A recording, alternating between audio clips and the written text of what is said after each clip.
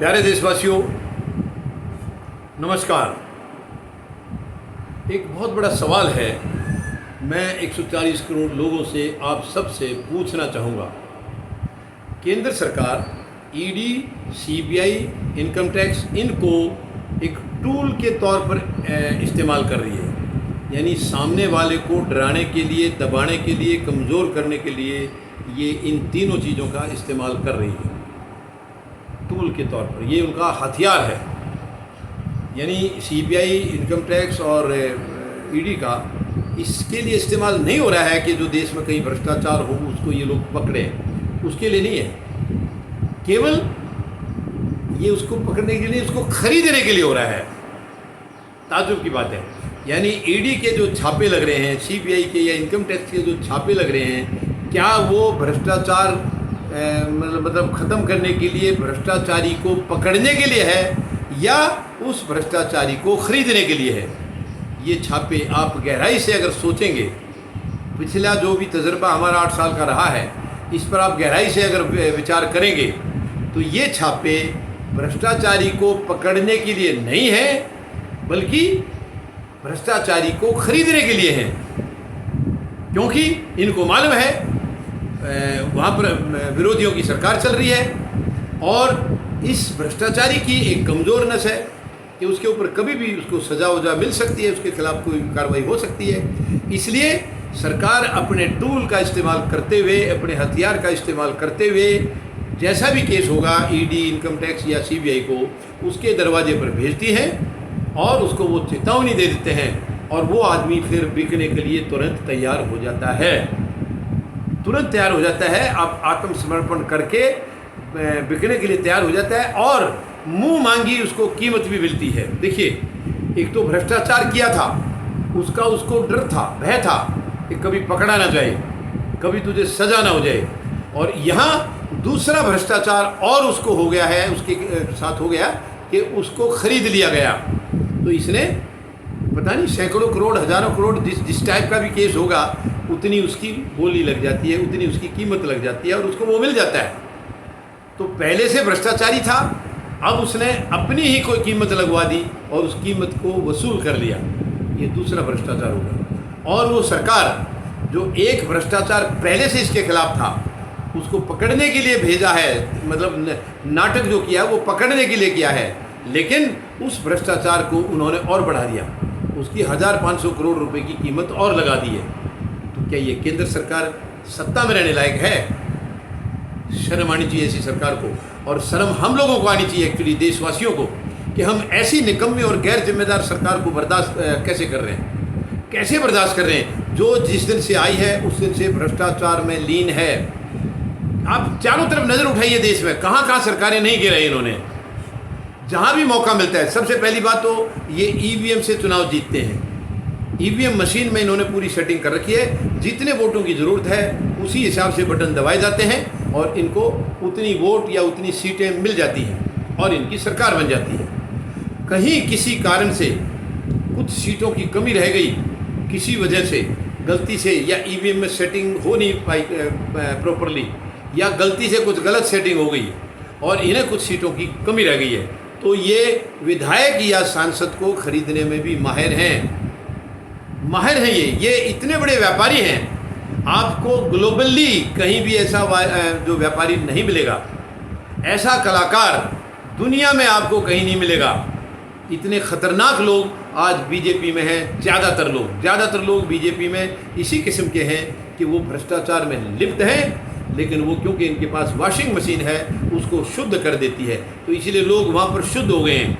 और दूसरों में जो भ्रष्टाचारी हैं उनको वहाँ से खरीद के, उसको धमकी दे के, रेड वगैरह की, और वहाँ से खरीद के उसी मशीन में से उनको भी निकाल देते हैं, वो भी शुद्ध हो जाते हैं। तो उसको एक तो कीमत मिल गई और ये उसका दाग मिट गया। हालांकि ये दाग आजीवन नहीं मिटा है, ये दाग तब तक मिटा है जब तक कि उन लोगों की सत्ता है। जिस दिन ये सत्ता बेदखल होगी तो शायद ये दोनों ही जेल में होंगे, जो भ्रष्टाचारी को पकड़ने गए और उसको खरीद के ले आए, वो भी और वो भ्रष्टाचारी भी, ये सब के सब जेल में होंगे। जिस दिन ये सत्ता से बेदखल हो जाएंगे तब ये कहाँ जाएंगे, तब ये किसको जवाब देंगे। आज बहुत बड़ा दुर्भाग्य है इतने बड़े देश का। भारत दुनिया का सबसे बड़ा लोकतांत्रिक देश है, लेकिन भारत की बदनामी हो रही है यहाँ की सरकार की वजह से, यहाँ के राजनीतिज्ञों की वजह से।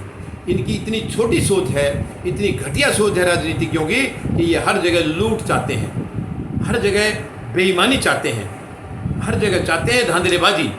इनको देश से क्या लेना देना है। देश कमज़ोर हो इनका क्या जा रहा है। इनको अपनी दुकानें चलानी है, अपना व्यापार चलाना है, वो ये बखूबी चला रहे हैं। लेकिन देशवासियों को इसके ऊपर सोचना होगा, देशवासियों को बहुत गंभीरता से सोचना होगा। कितने उदाहरण आप देख लीजिए, अभी हाल में महाराष्ट्र में हुआ है। महाराष्ट्र में 2.5 साल से एक खेल चल रहा था और आखिरी में 2.5 साल के बाद उसको अंजाम दे दिया गया। शिवसेना के 40 विधायकों को खरीद लिया गया। सुनने में तो आया है कि 5,000 करोड़ में इनको खरीदा गया है, क्योंकि भारत की यानी कि देश की आधी दौलत बीजेपी के पास है। तो इन्हें कोई दिक्कत नहीं है, किसी को भी खरीद सकते हैं। ये किसी की बोली कितनी भी लगती है, इन्हें कोई चिंता नहीं है। तो ये 40 लोगों को सरकार से उधर से बेदखल करा के हटवा के, और इन्होंने एक चाल चली है। उनको गुजरात में यानी कि सूरत में और आसाम में गुवाहाटी में वहाँ इनको घुमाया गया है 8-10 दिन, और उसके बाद नीचे नीचे सेटिंग करके इन्होंने सरकार बना ली है। ऐसे ही इससे पहले ये मध्य प्रदेश में भी कर चुके हैं। वहाँ भी कांग्रेस सरकार को गिरा के, जो कमलनाथ वहाँ के मुख्यमंत्री थे उनको गिरा के उनके कुछ विधायकों को खरीद लिया। कांग्रेस विधायकों को खरीद लिया बीजेपी ने, क्योंकि माहिर है ये, और सरकार गिरा दी, अपनी सरकार बना ली। इससे पहले कर्नाटका में यही हुआ है, उससे पहले गोवा में हुआ है, मणिपुर में हुआ है, कितनी जगह इन्होंने ऐसा ही किया है। और 2017 में उत्तराखंड में भी यही हुआ था। बहुत ही दुख की बात है, बहुत ही यानी हम लोगों के लिए एक्चुअल देखा जाए तो देशवासियों के लिए इससे ज़्यादा शर्म की बात और कुछ हो नहीं सकती है कि जो हमारे प्रतिनिधि हैं, जनप्रतिनिधि के तौर पर वहाँ हैं, वही लोग हमें लूट रहे हैं, वही लोग देश को लूट रहे हैं, वही लोग हम सबको बेवकूफ़ बना रहे हैं। सच में गंभीर है, ये बहुत गंभीर सवाल है। हमें इसका जवाब सरकार से लेना होगा। जितने भी हमारे विधायक और सांसद हैं उनसे ये जवाब लेना होगा।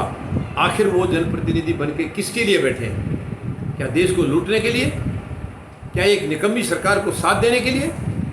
निकम्मी सरकार की दुकानदारी चलवाने के लिए? क्या देश की जनता के प्रति आपकी कोई जवाबदेही नहीं है?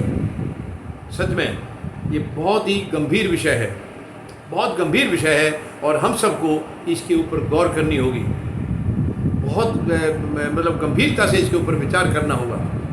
ये बहुत चिंता की बात है। यानी ईडी का छापा लगवाया जाता है, लेकिन कहानी कुछ और होती है। वो छापा उसको सजा देने के लिए नहीं या उसको पकड़ने के लिए नहीं है, वो छापा उसको केवल डराने के लिए है, ताकि वो तैयार हो जाए सरेंडर करने के लिए बीजेपी के सामने, ताकि वो तैयार हो जाए अपनी कीमत लेकर के उनके साथ आने के लिए, ताकि वो तैयार हो जाए अपनी वहाँ की सरकार को तुरंत गिराने के लिए, ताकि वो तैयार हो जाए एक गैर संवैधानिक पार्टी, गैर संवैधानिक सरकार जो चल रही है देश में, उसका साथ बन करके, उसका साथी बन करके वहाँ दूसरी सरकार का गठन करवा देना। यही इसका मकसद है, यही ईडी, सीबीआई और इनकम टैक्स का मकसद है। ये हम लोगों को बहुत गहराई से इसके ऊपर सोचना होगा, विचार करना होगा। 140 करोड़ लोगों को इकट्ठे आना होगा, और इस सरकार को जितना जल्दी बाहर का रास्ता दिखाएंगे उतना ही ये देश बचा रह जाएगा। वरना ये बिल्कुल खोखला करने पर तुले हुए हैं और खोखला करके रहेंगे अगर इनके ऊपर ब्रेक नहीं लगाया गया, इनके ऊपर अगर चाबुक नहीं चलाया गया तो फिर ये किसी की काबू में आने वाले नहीं हैं। तो ये बहुत बड़ा सवाल है। मैं जनता के लिए इसको छोड़ रहा हूँ कि क्या ईडी, सीबीआई और इनकम टैक्स के जो छापे पड़ते हैं वो उस भ्रष्टाचारी को मतलब जेल में डालने के लिए है, उसको सज़ा देने के लिए है, या उसको इनाम देने के लिए, यानी कि उसको खरीदने के लिए। ये आप सब से मैं इसका जवाब उम्मीद लगाता हूँ आप ज़रूर सोचेंगे गंभीरता से और इसका जवाब देंगे। धन्यवाद। जय जवान, जय किसान, जय हिंद।